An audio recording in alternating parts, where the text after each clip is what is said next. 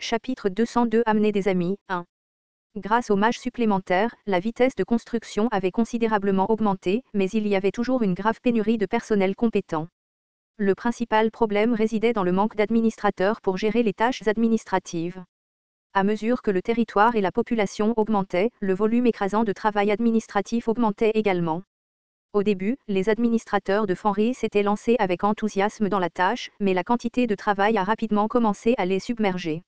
À cette époque, trouver des personnes alphabétisées et capables de gérer les tâches administratives n'était pas une mince affaire. J'ai l'impression que tout s'arrête. Au cours d'une réunion avec les serviteurs, Ghislain marmonna en jetant un œil à l'imposante pile de rapports. Claude, les yeux cernés, soupira de frustration. Oui, à ce rythme, même les projets de construction vont subir des retards. Les salaires des ouvriers, l'approvisionnement en ressources et la gestion des accidents, rien de tout cela ne se déroule sans heurts.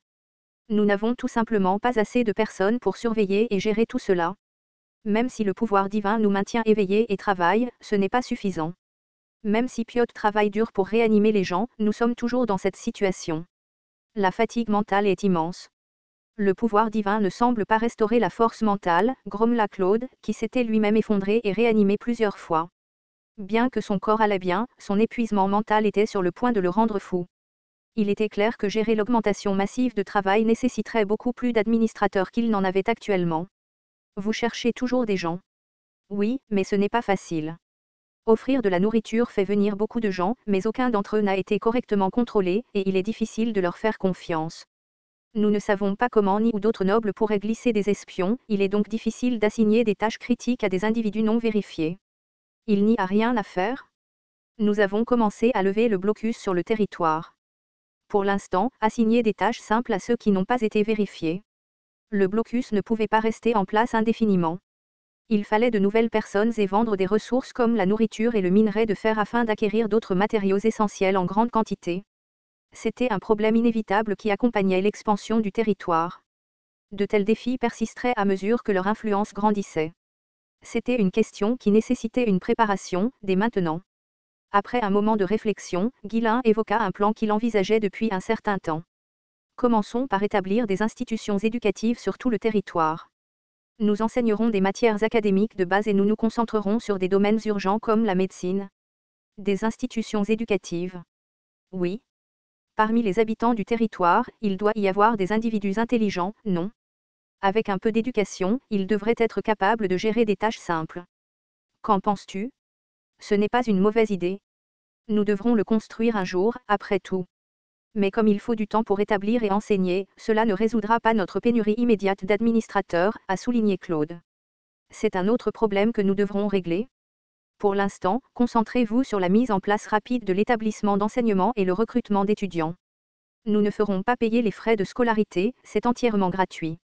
Mais, les gens voudront-ils vraiment apprendre? La plupart penseraient probablement que c'est une perte de temps, car étudier ne permet pas de gagner sa vie, a déclaré Claude, sceptique. Il n'avait pas tort. Aux yeux de la plupart des gens du commun, les études étaient réservées aux personnes aisées, comme les familles nobles ou les paysans aisés. Plutôt que de perdre du temps dans ce qui semblait être des études inaccessibles, beaucoup préféreraient travailler et gagner de l'argent pendant ce temps. Cependant, Ghislain a résolu ce problème avec la détermination qui le caractérise. Dites-leur qu'ils gagneront de l'argent en étudiant. Pardon? Pourquoi quelqu'un devrait-il étudier pour le bien des autres? C'est un investissement dans l'avenir de notre territoire. Testez-les et, pour ceux qui montrent du potentiel, assurez-vous qu'ils peuvent se concentrer uniquement sur leurs études en subvenant à leurs besoins. Ah, je vois. Cela semble être une bonne idée, concéda Claude. En tant qu'ancien érudit, Claude ne s'opposait pas au plan. Pour l'avenir du territoire, il était essentiel de nourrir les talents par le biais d'un développement à long terme.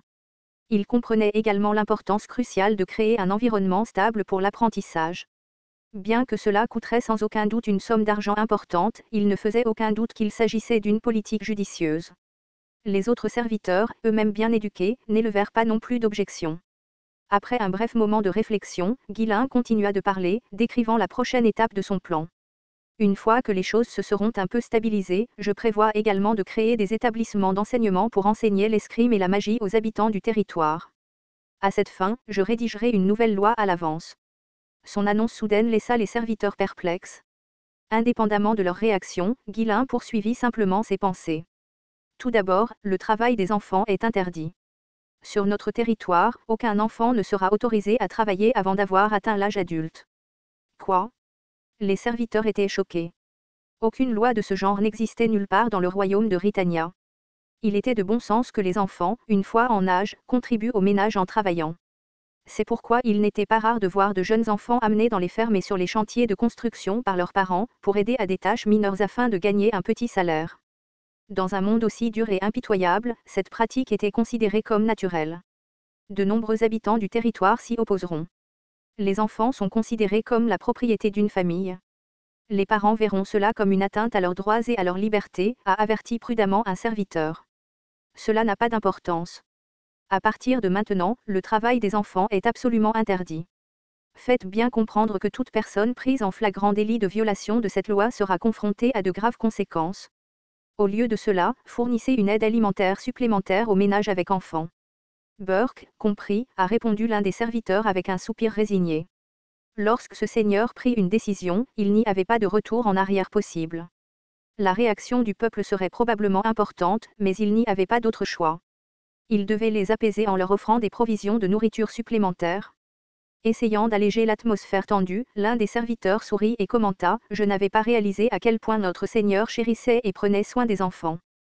Tout le monde louera sûrement votre cœur chaleureux et compatissant. » À cela, Guilain cligna des yeux et répondit sans détour : « De quoi parlez-vous ? Si les enfants commencent à travailler jeunes, ils ne grandissent pas correctement. Ils doivent être bien nourris et élevés en bonne santé pour qu'ils puissent devenir plus tard de bons soldats pour le territoire. C'est pourquoi le travail des enfants est interdit.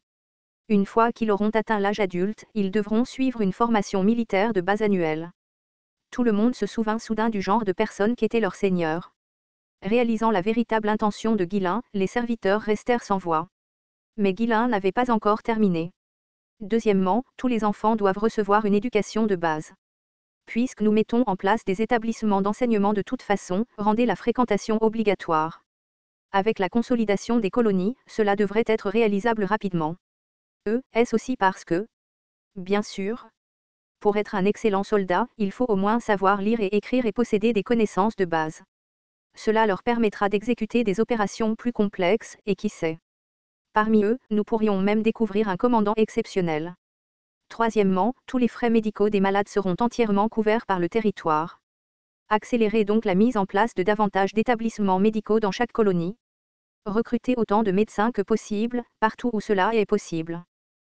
Est-ce aussi parce que, exactement, plus notre peuple sera en bonne santé et fort, plus il sera capable de servir en tant que soldat le moment venu. Cela constituera une armée de conscrits redoutables. Ces 3 mesures sont des lois en vigueur immédiatement. Je suppose qu'il n'y a pas d'objection. Bien que le raisonnement derrière les lois semblait un peu étrange, leurs avantages à long terme pour le territoire étaient indéniables. Personne n'était opposé aux lois elles-mêmes, mais il y avait un problème flagrant. Claude s'éclaircit la gorge maladroitement et prit la parole : « Tout semble parfait. Mais, nous manquons déjà de personnel pour gérer le territoire. Alors que les médecins pourraient être en mesure d'enseigner et de pratiquer la médecine simultanément, qui éduquera et formera les gens dans les autres domaines? Qui dirigera ces établissements d'enseignement ? » Guilain sourit avec confiance. « Nous comblerons rapidement le vide. J'ai un plan pour cela. » « Enseigner à quelqu'un n'est pas facile, » répondit Claude avec inquiétude. « Il faut plus que de simples connaissances de base. Ils ont besoin d'au moins un certain niveau de connaissance. Où trouverez-vous de tels érudits en si peu de temps ? » Guilain pointa un doigt vers Claude et parla. « Va rassembler certains de tes amis de l'académie que tu as fréquenté. Il y a beaucoup de monde là-bas, n'est-ce pas ? Mais, ami. Oui, amène-en autant que tu peux. Utilise tous les moyens nécessaires. Dis-leur que s'ils viennent à Fanry, ils obtiendront un poste de professeur à l'académie ou même un poste de direction sur le territoire. » Le visage de Claude pâlit. Enseigner et gérer des tâches administratives. Personne ne voudrait d'un travail comme celui-là. De plus, il ne pouvait pas amener ses anciens camarades de l'académie dans un endroit désolé comme celui-ci. Ce sont peut-être mes amis, mais honnêtement, ils sont tout fragiles. Physiquement et mentalement. Claude, après avoir été directement impliqué dans la rébellion et avoir traversé toutes sortes d'épreuves, avait acquis une soi-disant forte volonté. Mais les amis avec qui il avait étudié étaient des érudits qui avaient vécu leur vie délicatement immergés dans des activités académiques. Il pouvait dire avec assurance qu'ils s'enfuiraient en larmes dans la semaine suivant leur arrivée ici. Avons-nous vraiment besoin d'aller jusqu'au royaume de Céron, une petite nation insignifiante, pour amener des érudits? Il y en a beaucoup dans le royaume de Rithania. Et il y a aussi plusieurs académies prestigieuses ici. Qu'est-ce qui pourrait pousser ces gens à venir dans le nord aride? Nous avons recruté, mais ça n'a pas été facile, n'est-ce pas? Eh bien, alors pourquoi des érudits d'un autre royaume viendraient-ils ici? Quitter sa patrie est une épreuve. Une vraie épreuve. C'était certain. Après tout, c'était lui qui avait quitté sa patrie et qui endurait une terrible lutte ici. Guillain rigola à l'argument de Claude. Ne fais pas l'idiot. La plupart de tes amis doivent être au chômage ou coincés dans des rôles mineurs. Tu penses que je ne le saurais pas? Ag. Claude fit un pas en arrière avec une expression troublée. C'était vrai. N'importe qui avec un peu de réflexion pouvait deviner la situation. Quel noble voudrait employer des érudits liés à un maître impliqué dans une rébellion? Les nobles les éviteraient pour minimiser les risques inutiles. Depuis la rébellion, la plupart avaient perdu leur poste ou avaient été exilés de leur territoire, les laissant vivre dans la pauvreté. Le maître de Claude était un érudit très estimé dans le royaume de Céron avant la rébellion, dirigeant même une faction. Ainsi, il y avait de nombreux disciples sous son aile. Guillain claqua la langue et continua. Tisque, tisque. Tu as accompli suffisamment pour devenir le surveillant en chef d'un territoire aussi vaste. Ne devrais-tu pas aider un peu tes amis en difficulté? N'est-ce pas trop pour toi d'être le seul à bien vivre? Waouh, putain. Claude se frappa la poitrine de frustration. Vivre bien? Moi? Vivre bien, mon cul? Je préférerais tout jeter à la poubelle et m'enfuir. La charge de travail était si folle qu'il ne dormait même pas correctement. Comment était ce vivre bien? Étourdi par la situation accablante, Claude chancela avant de réussir à retrouver son équilibre et de répondre. C'est vraiment une situation délicate de leur demander de venir, et tu le sais, marmonna Claude. Bien que ce ne soit pas directement sa faute, il était vrai que l'incident avait fourni une justification à leurs accusations injustifiées. Par culpabilité, il avait coupé tout contact avec eux, même s'il voulait les aider à payer leurs frais de subsistance. Malheureusement, étant un esclave non rémunéré, il n'avait pas les moyens d'envoyer de l'argent. Comment pouvait-il leur demander de venir ici et de souffrir en plus de tout le reste? Mais Guillain écarta ses inquiétudes avec légèreté. Je comprends, mais ignorer le problème n'est pas la solution, n'est-ce pas? Que peuvent faire là-bas des universitaires dont le cheminement professionnel est bloqué? Même si c'est difficile, il vaut mieux pour eux venir ici et mettre à profit leurs capacités. Ils n'avaient pas tort. Ce qui avait le plus pesé sur Claude pendant ses propres luttes était le sentiment d'impuissance, le désespoir d'un avenir sans espoir. Si plus de temps s'écoulait, ses amis finiraient probablement par vivre comme des mendiants avant de mourir, n'ayant jamais pu mettre en valeur les capacités ou les idéaux qu'ils avaient passé leur vie à cultiver. Après une longue période d'hésitation, Claude demanda prudemment. Et si je refusais toujours? Tu sais comment nous fonctionnons, n'est-ce pas? Tant que nous n'aurons pas rempli les postes, nous continuerons à travailler avec la main-d'œuvre actuelle. Pourquoi demander quelque chose d'aussi évident? Ec. Claude pressa sa paume contre son front. Guillain avait raison. Recruter un grand nombre d'érudits à la fois était le moyen le plus efficace. Ce serait bien plus facile que de se battre pour en trouver un ou deux à la fois comme il le faisait maintenant. De plus, il n'aurait pas à vérifier minutieusement si chaque recrue était un espion d'un autre noble. Comme ses amis étaient tout bien éduqués, il n'aurait pas de mal à gérer des tâches bureaucratiques de haut rang.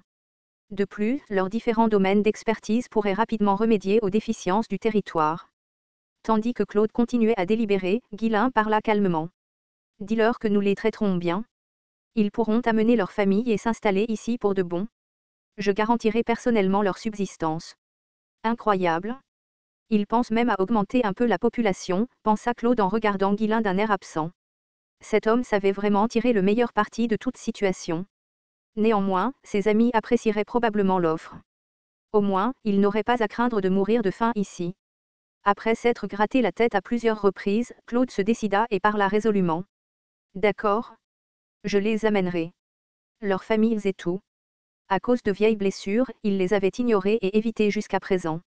Mais ce n'était pas la bonne chose à faire. Ils méritaient une chance de choisir leur avenir. Et il ne s'agissait pas d'alléger sa charge de travail, certainement pas.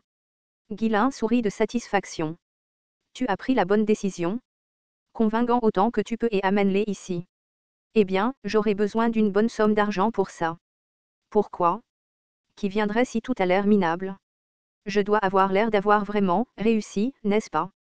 Je devrais distribuer un peu d'argent pour impressionner mes amis. D'accord. Utilise ce dont tu as besoin. Mais seulement ce qui est nécessaire. Ghislain accepta à contre-cœur. Il ne pouvait s'empêcher d'être réticent. S'il n'était pas du genre à lésiner sur les dépenses importantes, Claude avait tendance à en faire trop. Comme il ne pouvait pas suivre et superviser Claude personnellement cette fois, il n'avait d'autre choix que de lui laisser une certaine marge de manœuvre. Alors je m'en vais. Maintenant muni de la sanction officielle pour son détournement de fonds publics, Claude entraîna joyeusement Wendy avec lui en partant. Il était clair qu'il adhérait à la philosophie de ne pas trop réfléchir une fois qu'une décision était prise, mieux vaut simplement en profiter. Ghislain le regarda reculer un instant, claqua la langue et donna un ordre. Gillian, prends 50 chevaliers et 200 soldats pour l'escorter. Le connaissant, il se fera piller par des bandits sinon. Et nous devons nous assurer que tout le monde revienne sain et sauf. Compris. Avec une escorte robuste en place, Claude n'avait rien à craindre. Il chargea des chariots avec suffisamment de provisions et se dirigea directement vers le royaume de Céron.